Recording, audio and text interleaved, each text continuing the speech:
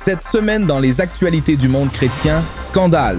L'Église d'Angleterre bannit le mot « Église ». Les fidèles sont sous le choc. Le révérend docteur Will Fulger tire la sonnette d'alarme. Cette controverse autour de l'abandon du mot « Église » par l'Église d'Angleterre engendre une polémique.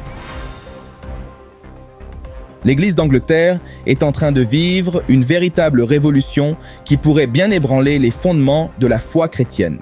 Bonjour à tous. Bienvenue à l'édition de cette semaine des actualités du monde chrétien. Je suis Laurent Kinsella. Une étude choc menée par le Centre for Church Planting Theology and Research à Durham vient de révéler que l'institution religieuse est en train de bannir purement et simplement le mot « Église » de son vocabulaire. Oui, vous avez bien entendu, l'Église d'Angleterre ne veut plus être appelée Église, communauté, congrégation, culte. Les diocèses rivalisent d'inventivité pour ne plus dire Église. De notre envoyé spécial à Londres, Jackie Dominique. Ici, en Angleterre, les diocèses préfèrent utiliser des termes comme communauté, congrégation ou culte pour décrire leur nouveau projet d'église. Les nouvelles églises anglicanes évitent le terme « église » dans leur description. Sur les 900 nouvelles églises établies par 11 diocèses au cours des 10 dernières années, aucune n'utilise le terme « église » ou « implantation d'église ».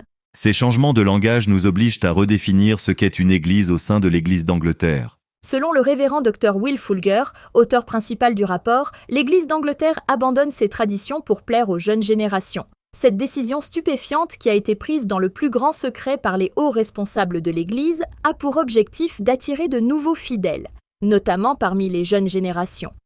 Fini le temps des églises traditionnelles, place à des communautés, des congrégations ou encore des cultes. Les 11 diocèses, étudiés par le Centre for Church Planting Theology and Research, ont fait preuve d'une inventivité débordante pour trouver des termes alternatifs, allant jusqu'à parler de nouvelles choses pour désigner leur projet d'église.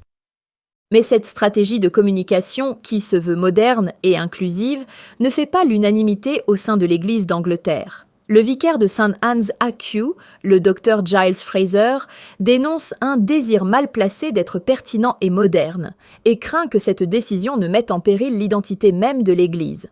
Les conséquences de cette révolution linguistique pourraient être désastreuses pour la foi chrétienne.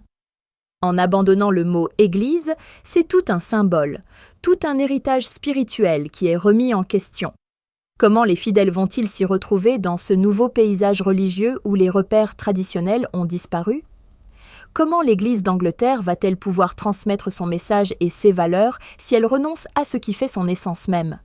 Cette décision controversée intervient à un moment charnière pour l'Église d'Angleterre, qui peine à attirer de nouveaux fidèles et à maintenir sa place dans une société de plus en plus sécularisée. Mais en voulant moderniser son image à tout prix, l'institution religieuse ne risque-t-elle pas de se couper de ses racines et de perdre son âme ?